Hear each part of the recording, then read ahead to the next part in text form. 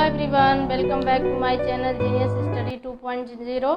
हमारे चैनल में आप सभी लोगों का एक बार फिर स्वागत है। आज हम फिर एक इम्पॉर्टेंट चैप्टर के साथ, एक इम्पॉर्टेंट रूल के साथ उपस्थित हुए हैं, जो आप लोगों को उम्मीद है कि बहुत ही पसंद आएगा। आज हम ट्रांसफॉर्मेशन ऑफ एडवर्ब के कुछ चुनिंदे एग्जाम्पल्स और कुछ चुनिंदे रूल्स के साथ हम उपस्थित हैं। इतने इम्पॉर्टेंट रूल हैं कि हम आपको बता नहीं सकते, और यहीं से हम लोग बार बार गलतियां करते हैं, यहीं से हम बार बार मिस्टेक, हमारी एरर फॉल्टिंग में होता है। तो मुझे पूरा उम्मीद है कि आज का सेशंस आप लोगों के लिए और भी बेहतर होगा, और भी अच्छा होगा। आई होप सभी लोग इस वीडियो को वॉच करेंगे, सीखेंगे, और ये जितने भी इम्पोर्टेंस रूल है उसको आप देखेंगे और अपने ग्रामर्स को और इम्प्रूव करेंगे। तो गाइस, हमें पूरा विश्वास है कि आप लोग हमारी वीडियो को ज़रूर वॉच करेंगे, देखेंगे, और आपको अच्छे कंटेंट्स प्रोवाइड होंगे। तो आप हमारी वीडियो को लाइक, शेयर और सब्सक्राइब हमारे चैनल को ज़रूर करेंगे। तो चलिए, आइए हम आज आपको कुछ इम्पॉर्टेंट्स रूल बताते हैं एडवर्ब के, कि जब हम ट्रांसफॉर्मेशंस करते हैं तो इनके रूल्स में कैसे चेंजेस हो जाते हैं, कैसे परिवर्तन होते हैं। उसी के कुछ रूल्स कल के पार्ट सेकंड में लेकर आई हूँ। कल के कुछ इम्पोर्टेंट्स रूल रह गए थे, जिसको मैं आज एक्सप्लेन करने की पूरी प्रयास करूँगी, और ये मेरा पूरा प्रयास रहेगा कि आपको एकदम इजी वे में, एकदम आसान वे में आपको समझाएं, ताकि आपको समझ में आ जाए। तो चलिए, मुझे उम्मीद है कि सभी लोग रेडी होंगे। आगे हम अपने सेशंस को बढ़ाते हैं। देखिए, पहला हमारा जो आज का रूल है, आज का जो हमारा रूल है कि अगर कोई सब्जेक्ट के बाद, अगर कोई सब्जेक्ट के बाद feel, seem, look, sound, taste, smell word रहे तो उसके बाद एडवर्ब नहीं बल्कि एडजेक्टिव का यूज करते हैं। एक बार फिर सुन लीजिए, अगर कुछ ऐसे वर्ड हैं जो सब्जेक्ट के बाद आते हैं, जैसे फील है, साउंड है, सीम है, स्मेल है, फिर इसके बाद क्या है, टेस्ट है। अगर ऐसे वर्ड आते हैं तो इसके बाद हम किसी भी एडवर्ब का यूज न करके बल्कि हम एडजेक्टिव का यूज करते हैं। जैसे एग्जाम्पल्स में मैंने आपको बताने की पूरी कोशिश किया है। एग्जाम्पल हमने लिखा है, mango test is sweet. Mango test is sweet. Mango का जो टेस्ट है वो कैसा है, मीठा है। अब यहाँ पर अगर हम ये कह देते कि मैंगो टेस्ट इज स्वीटली, ठीक है, अगर हम यहाँ पे, ये आपका एडजेक्टिव है, अगर हम इसको स्वीटली कर देते तो ये सेंटेंस आपका गलत हो जाता। ठीक है, एक बार फिर हम रिमाइंड करा देते हैं इसको।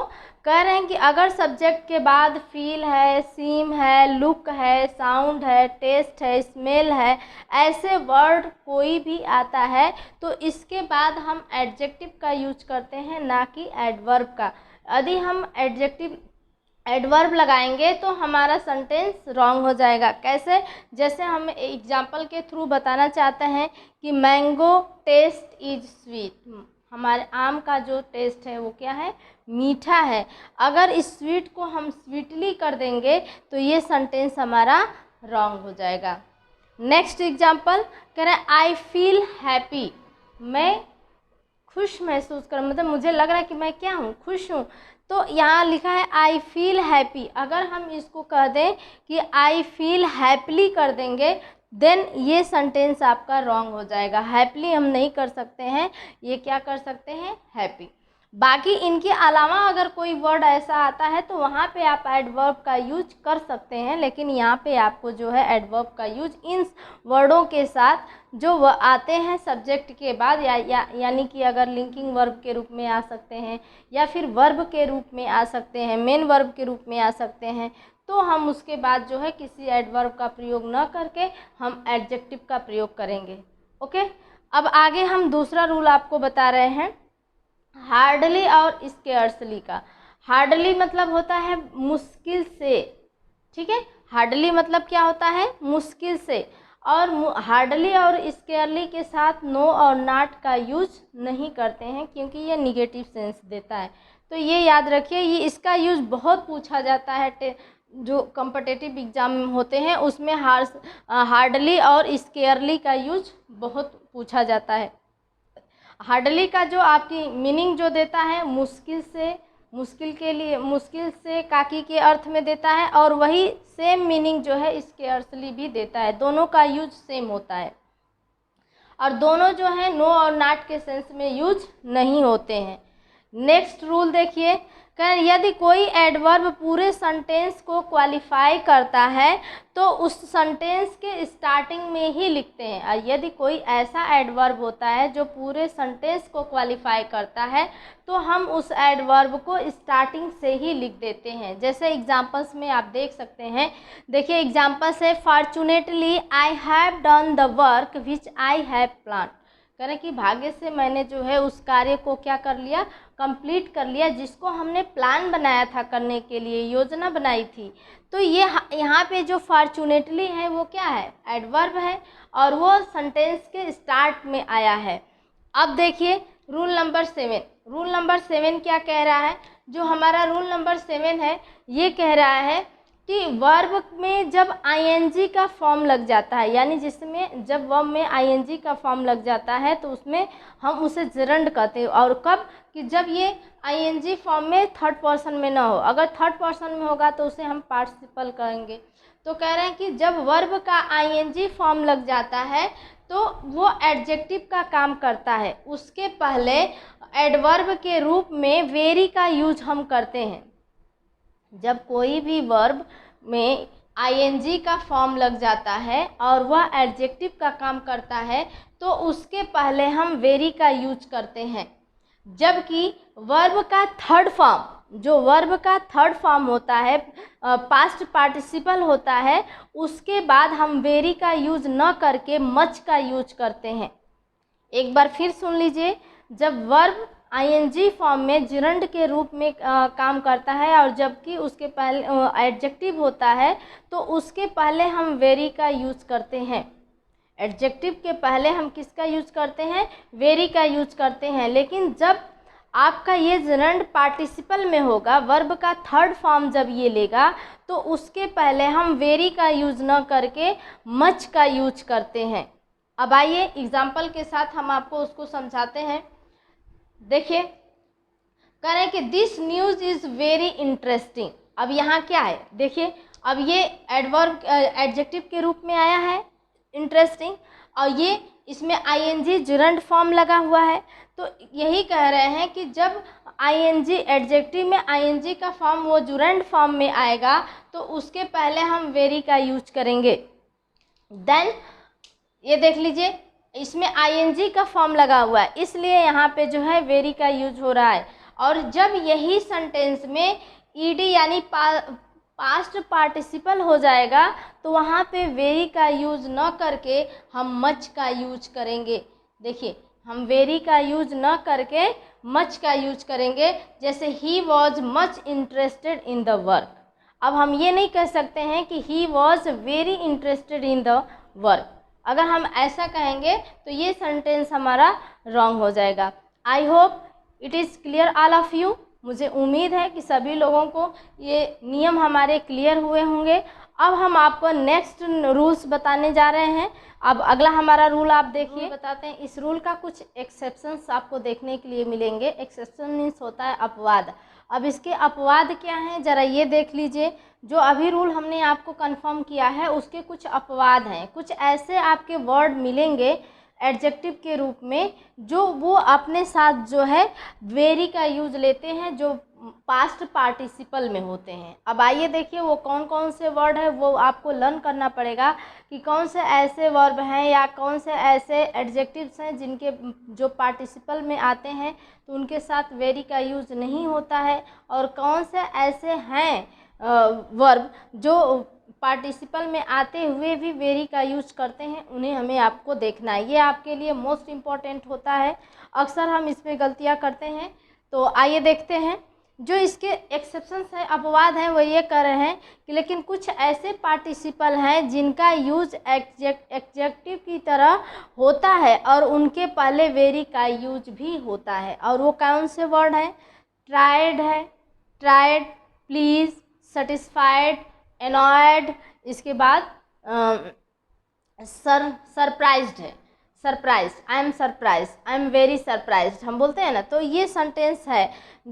फिर एक बार सुन लीजिए, ट्राइड, प्लीज्ड, सेटिस्फाइड, एनॉयड और सरप्राइज्ड। जैसे हम कह रहे हैं आई एम वेरी ट्राइड, अब ट्राइड क्या है, ये वर्ब का तो पार्टिसिपल ही लगा हुआ है ना, ये क्या है, ट्राइड यानी थर्ड फॉर्म हो गया, तो ये जिरंड ना होकर के जिरंड पार्टिसिपल में ये चला जाएगा, मतलब जिरंड है ये लेकिन ये पार्टिसिपल का है, आईएनजी फॉर्म नहीं है। अभी पीछे का जो नियम आपने पढ़ा है कि जो आईएनजी फॉर्म होगा उसी के साथ वेरी का यूज होगा, और जो पार्टिसिपल होगा उसके पहले मच का यूज हम करेंगे, लेकिन इन वर्डों के साथ हम मच का यूज न करके बल्कि वेरी का यूज ही करते हैं। ठीक है, अब अगला रूल हम आपको बताने चल रहे हैं। अगला रूल ये है कि एक हार्ड वर्ड आता है जो वो एडजेक्टिव में भी यूज होता है और एडवर्ब में भी यूज होता है, और दोनों के मीनिंग डिफरेंट होते हैं। जब वो एडजेक्टिव में यूज होता है कि उसकी मीनिंग कुछ और होती है, और जब एडवर्ब में यूज होता है तो उसकी मीनिंग कुछ और होती है। आइए हम उसको देख लेते हैं कि एडवर्ब में क्या यूज है उसका और एडजेक्टिव में क्या यूज है। कह रहे हैं कि जब एडजेक्टिव के रूप में हम इसका यूज़ करते हैं तो ये कौन सी मीनिंग देता है, कठिन का और कठोर का, दो मीनिंग देता है, एक कठिन वर्ड का देता है, दूसरा कठोर वर्ड का देता है। क्या है एग्जाम्पल देखिए, दिस क्वेश्चन इज हार्ड, हम ये वर्ड बोलते हैं दिस क्वेश्चन इज हार्ड, यह क्वेश्चन कैसा है, कठिन है। अब यहाँ मीनिंग किसका दे दिया, कठिन का। अगर हम इसी को कह दें कि this substance is hard, this substance is hard, तो तत्व कठिन तो होगा नहीं, वो कठोर होगा, तो हम ये कहेंगे कि यह तत्व कैसा है, कठोर है। I hope it is clear all of you. अब देखिए एडजेक्टिव के रूप में तो हो गया, अब आपको एडवर्ब के रूप में हार्ड का यूज बताने जा रहे हैं। अब जो है और आपको इम्पोर्टेंट चीज़ें बताने जा रहे हैं, अब से आप एकदम फोकस करेंगे कि हम क्या बता रहे हैं। हार्ड का यूज जब हम एडवर्ब के रूप में करते हैं तो ये सेंस देता है कठिनाई से, मुश्किल से, कठोरता से, सख्ती से। क्या क्या यूज देता है, कठिनाई से, मुश्किल से, कठोरता से और सख्ती से का अर्थ देता है। जैसे एग्जाम्पल्स के रूप में देख लीजिए, ही अर्न्स वेरी हार्ड, ही अर्न्स वेरी हार्ड, वह बड़ी मुश्किल से कुछ कमाता है, ठीक है, या बड़ी कठिनाई से कुछ कमाता है। ये दोनों सेंस आपके यहाँ क्लियर हो जाएंगे। फिर police beat the criminal very hard, police beat the criminal very hard, तो इसका मतलब क्या होगा कि पुलिस ने जो है क्रिमिनल को, अपराधी को बड़ी कठोरता से पीटा या बड़ी सख्ती से पीटा, ये मीनिंग आपको देता है। तो आई होप आप लोगों को ये समझ में आया होगा हार्ड का यूज कि एडवर्ब के रूप में किस सेंस में करेंगे और एडजेक्टिव के रूप में किस सेंस में करेंगे। ओके, अब आगे देखिए, अब और भी इम्पॉर्टेंट चीज़ें हम आपको बता रहे हैं कि जो आप लोग बहुत इसमें कंफ्यूज होते हैं। ये है आपका हार्डली, स्केर्सली, सेल्डम, रेयरली, बेयरली। इसका यूज आप एडवर्ब में किस सेंस में करते हैं इसको हम देख लेते हैं। बेटा आप लोग बहुत ध्यान से इसको समझिएगा, ये आपके लिए बहुत ही इम्पॉर्टेंट है और ये बहुत हर एक एग्ज़ाम में ये इसका यूज आपसे पूछा जाता है। आइए देखिए, करें हार्डली का अर्थ क्या होता है, किस सेंस में इसका यूज करते हैं। जो सेंस हार्डली का होता है वही सेंस स्केयरली का होता है, वही सेंस रेयरली का होता है, वही सेंस सेल्डम का होता है, वही सेंस बेयरली का होता है। आई होप आप लोग एक ही एग्जाम्पल से सारा समझने की कोशिश करेंगे। देखिए कह रहे हैं कि जो हार्डली होता है इसका हिंदी मीनिंग होती है मुश्किल से कोई, या मुश्किल से कुछ, या मुश्किल से कभी, ठीक है। तो ये किसके करीब होते हैं, नो, नॉट, नेवर। ये हमेशा नो का अर्थ देते हैं, नॉट का देते हैं और नेवर का देते हैं। जैसे मुश्किल से हम पापा हमें डांटते हैं, मुश्किल से वो कुछ खाई, यानी ना के बराबर कुछ, मुश्किल से कुछ ली, ना के बराबर उसने लिया, ठीक है, ना के बराबर हमने डांट सुना। ऐसे सेंटेंसेस जब हम बात करते हैं, ऐसे सेंटेंसों का जब हम यूज करते हैं तो उसमें हार्डली, स्केयरली, बेयरली, रेयरली, सेल्डम इसका यूज़ करते हैं। तो चलिए आइए एग्जाम्पल्स के माध्यम से हम समझाते हैं आपको।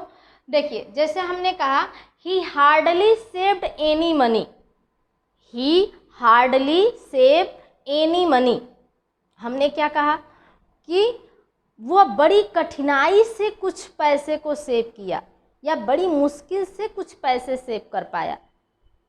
अब कुछ पैसे सेव कर पाया यानी ना के बराबर उसने सेव किया। अब इसी को हम ये कह सकते हैं ही स्केर्सली सेव्ड एनी मनी, ही बेयरली सेव्ड एनी मनी, ही रेयरली सेव्ड एनी मनी, ही सेल्डम सेव्ड एनी मनी। ये तीनों चारों सेंटेंस आप इसके साथ यूज कर सकते हैं। नेक्स्ट एग्जाम्पल देखिए, करें see hardly ate anything, see ate hardly anythings, उसने मुश्किल से कुछ खाया या मुश्किल से कुछ लिया यानी नाट के बराबर लिया। तो यहाँ पर जो है आप हार्डली की जगह स्केर्सली लगा सकते हैं। ये देखिए, ये जो आप हार्डली देख रहे हैं यहाँ पे आप स्केर्सली लगा सकते हैं, बेयरली लगा सकते हैं, सेल्डम का यूज़ कर सकते हैं, रेयरली का यूज़ कर सकते हैं। ये सारे का सेंटेंस का मीनिंग जो है एक ही होता है।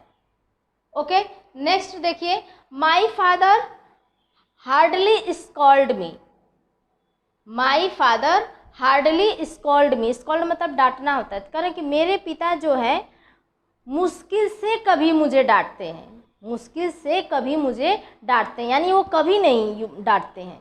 तो नेवर का, ये नेवर का सेंस दे रहा है, वो कभी नहीं मतलब मुश्किल से कभी मुझे डांटते हैं, कभी कभार डांटते हैं, अन्यथा मुझे डांटते नहीं। ठीक है, तो ये सेंस देता है। अब यहाँ पे आप स्केर्सली भी लगा सकते हैं, रेयरली लगा सकते हैं, कह सकते हैं my father rarely scold me, मेरे पिता कभी कभार मुझे जो है क्या करते हैं, डांटते हैं, यानी ना के बराबर है। तो ये चीज़ें आपको आई होप क्लियर हो गया होगा। हमने यहाँ लिख भी दिया है कि स्केर्सली, सेल्डम, बेयरली, रेयरली और हार्डली, ये तीनों चारों वर्ड जो हैं एक ही मीनिंग देते हैं, इनका एक ही अर्थ होता है, एक ही यूज होता है, इनका यूज हम एक साथ कर सकते हैं। जैसे हमने दे दिया है ही बेयरली सेव्ड एनी मनी, उसने मुश्किल से कुछ पैसे बचाए। और my father seldom scold me, मेरे पिता जो हैं कभी कभी मुझे डांटते हैं, अन्यथा नहीं डांटते हैं। तो ये सेल्डम का यूज होगा। आई होप गाइस आपको ये सेशन बहुत ही अच्छा लगेगा। अगर आप इसको अच्छे से पढ़ेंगे तो बहुत ही यूज़फुल वर्ड का यूज़ हमने आपको आज क्लियर किया है। मुझे पूरा विश्वास है कि आप लोग को अगर ये पूरी वीडियो आप देखते हैं तो आपको बहुत से इम्पॉर्टेंट टॉपिक्स आपको सीखने के लिए, लर्न करने के लिए मिला होगा। अगर आपको मेरे कंटेंट्स, मेरे प्रयास, मेरी मेहनत आपको अच्छी लग रही है तो प्लीज़ गाइस मेरे वीडियो को लाइक करें, शेयर करें और चैनल को सब्सक्राइब करें। Thanks for watching my video.